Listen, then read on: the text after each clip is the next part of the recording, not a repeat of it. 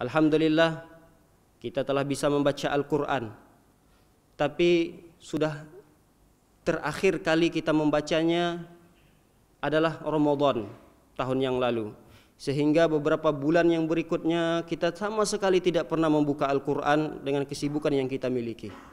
Maka kata para ulama, seandainya kita permisalkan kita mendapatkan surat, yang surat tersebut datangnya dari teman akrab kita yang mungkin sudah lama sekali kita tidak bertemu dengannya. Kita berteman dengannya dari kecil, dari SD. Namun di waktu SMP mungkin kita berpisah dengan teman tersebut.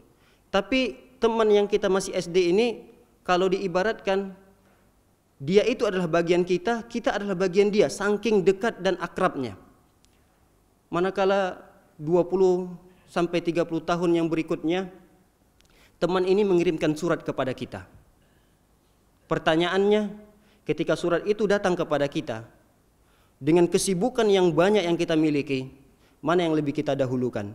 Kesibukan kita atau membaca surat ini terlebih dahulu? Kira-kira terjadi pada diri kita, apa yang kita lakukan? Membaca surat ini, kita luangkan waktu kita, kemudian pekerjaan yang mungkin banyak menumpuk kita sisihkan terlebih dahulu dan kita lebih memilih untuk membaca surat ini. Pasti itu yang akan kita lakukan. Kita akan tinggalkan dulu kesibukan kita, kita fokus, walaupun habis waktu kita untuk membaca surat dari teman kita tersebut hampir 15 menit atau mungkin setengah jam, tapi tetap pasti akan kita lakukan hal tersebut.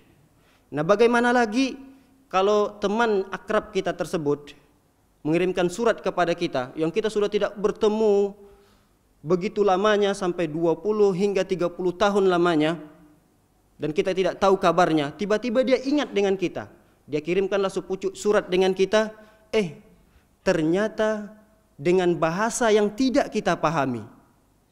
Mungkin dia bersafar meninggalkan kita, atau dia pindah ke luar negeri, lalu dia menuliskan surat, dia lupa bahasa daerahnya atau bahasa Indonesia, lalu dia kirimkan surat dengan bahasa yang dia pahami, anggaplah bahasa asing. Dia kirimkan surat kepada kita, dia kirimkan WhatsApp yang begitu panjangnya, tapi kita tidak paham. Kira-kira apa yang kita lakukan? Apa yang kita lakukan? Mencari tahu. Mencari tahu. Itu yang pasti jawaban dari setiap kita. Kalau ada surat tersebut datang, WhatsApp atau SMS itu masuk ke HP kita, dia memperkenalkan dirinya, mungkin kita terbaca, ini namanya si fulan, si fulan, si fulan. Dia teringat 20-30 tahun yang lalu dia berteman dengan seorang tersebut, tapi dia mengirimkan sesuatu surat yang mungkin dia tidak pahami apa maksud daripada surat itu. Dia akan mencari tahu, dia akan mencari orang lain untuk menerjemahkan dari surat tersebut. Begitulah hendaknya Al-Quran ini kita jadikan sesibuk apapun kita. Kalau itu adalah surat yang datangnya dari Allah Subhanahu wa ta'ala, tentu kita harus lebih meluangkan waktu kita untuk membacanya. Walaupun di sela-sela kesibukan kita, kita tinggalkan kesibukan kita 10-15 menit, lalu kita sempatkan untuk membaca Al-Quran.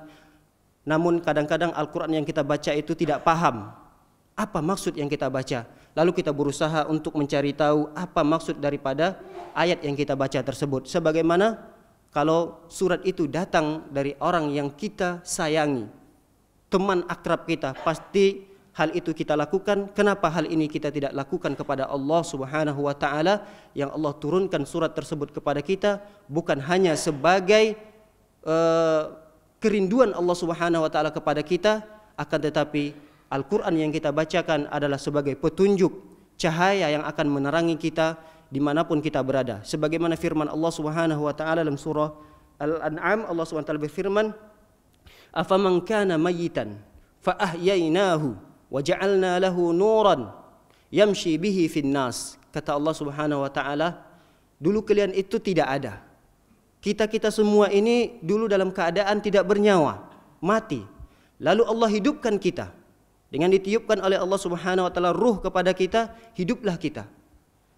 Lalu kemudian kita lahir, kita dewasa.